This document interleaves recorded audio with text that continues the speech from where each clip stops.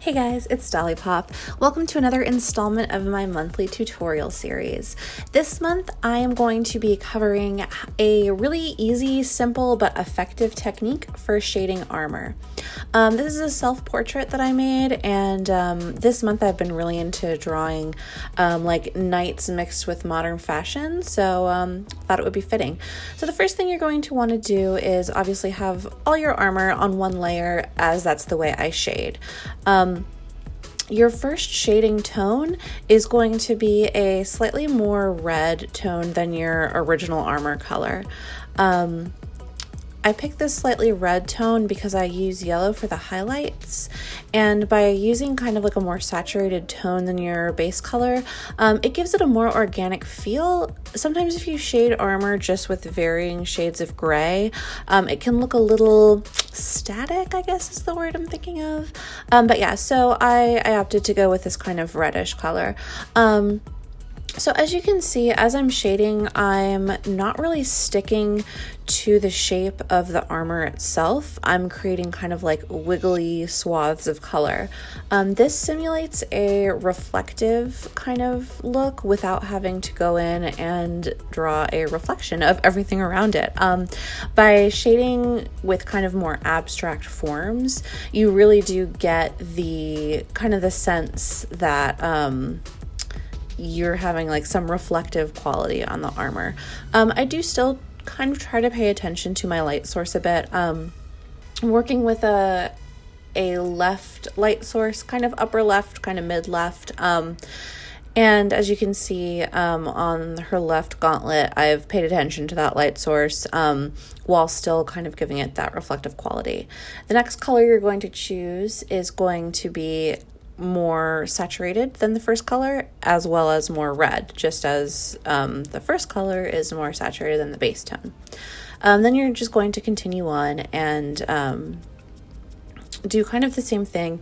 One thing I have found is that following the shape that you shaded before tends to make the armor look less organic.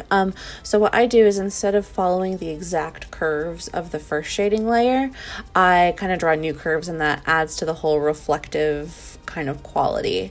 But yeah, so as you can see, I'm just picking my third shading color here. Even darker, even more saturated, a little bit redder. And I want to use this very sparingly because you don't want it to be too dark, because your armor is reflective and it is shiny. And if you look at real pictures of armor, a lot of the times you can't really tell where the light is coming from on them. They don't have a super defined light source. So that's why I feel like this technique actually does work. And the next thing you're going to do is take the base color, and then you're going to choose a slightly more yellow color to do some highlights. So I pick my favorite watercolor brush for these highlights, and you just kind of color in the spaces that currently don't have shading on them. By using a soft watercolor brush, it provides a really nice contrast to the hard shading shapes of the shadows, and it kind of just gives it like a little bit of a luminous glow, as you can see. So after that, I'm going to take one more lighter color, and I'm going to use kind of a more chalky brush for this one. You can use a watercolor brush as well, but I wanted something a little more chalky without having it be too hard. So then you're just going to add some additional highlights. For these highlights, I do like to follow the contours of the actual armor, trying to think about light source and where light would hit the armor, things like that. So as you can see, I'm just adding these highlights right here to places where light might hit the armor. After you add your highlights, the final step is going to be adding some backlight. This is what really makes it pop and look like actual armor. So you're going to go back to your hard normal brush, and then you're going to actually select the base tone of your armor. And then you're going to trace, as you can see, just along the lines to give it a little bit of a backlight.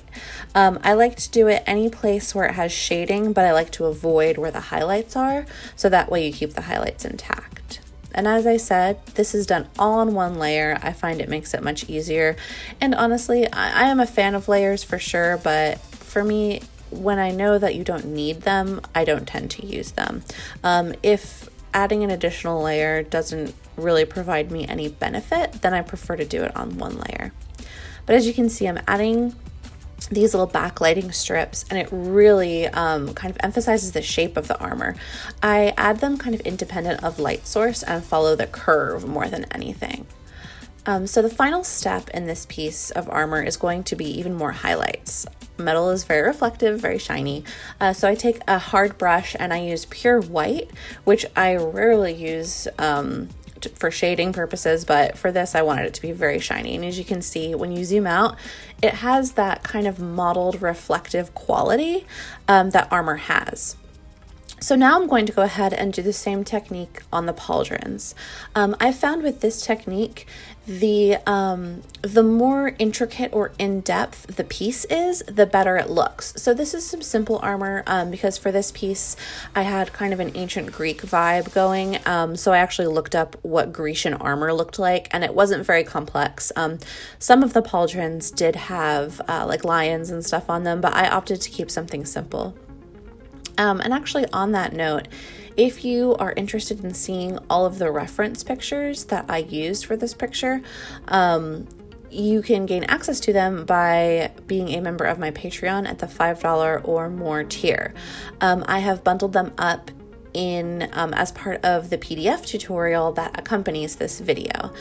So if you are at a $5 or more tier, you gain access to a bunch of stuff. You get early access to this video, usually 2 weeks, sometimes less, sometimes more, but usually about 2 weeks earlier than the general public sees it. And in addition to early access, you get an accompanying PDF tutorial that's usually ends up about 10 to 15 pages with step-by-steps that go a little bit more in depth and zoomed in than the video does. It also gives a general speed paint, or not speed paint, I'm sorry, a general step-by-step image format tutorial, so you can see this picture from start to finish. And last but not least, it also comes with a labeled and organized PSD file, so you can open it up, see what I did, see all of my layer settings, zoom into 100%, which as you can see, this is only at 25% view, so I draw pretty big. But anyway, yes, you can get all of that by being a member of my Patreon.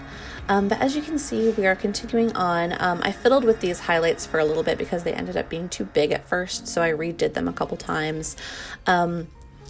And as you can see, these pauldrons look like even more a little bit interesting than the gauntlets did because they have a more complex shape. So I'm adding these highlights kind of at the bottom of the pauldrons to emphasize that curvature there. And this, using the highlights to define the shape rather than the shading, means that you get to keep all of that nice modeling intact, and it really does simulate an armor look with not a lot of time. And the reason why I wanted kind of a simpler technique is because my shading is fairly simple. You can see all of the colors I use. I don't blend, so I wanted something that kind of matched that. So overall, I'm pretty happy with this technique that I developed. I think that it is a good balance between being painterly and being more cel shaded, so it doesn't really take away from my cel shaded style, or it doesn't look strange with it. But yeah, overall, that's pretty much all you need is just the 3 brushes, a couple colors, and it's a really simple and effective technique. Let me know if you enjoyed this, if you use it, and show me what you make with it. I'm always kind of looking for people to use my tutorials, so let me know what you think, and have a great day.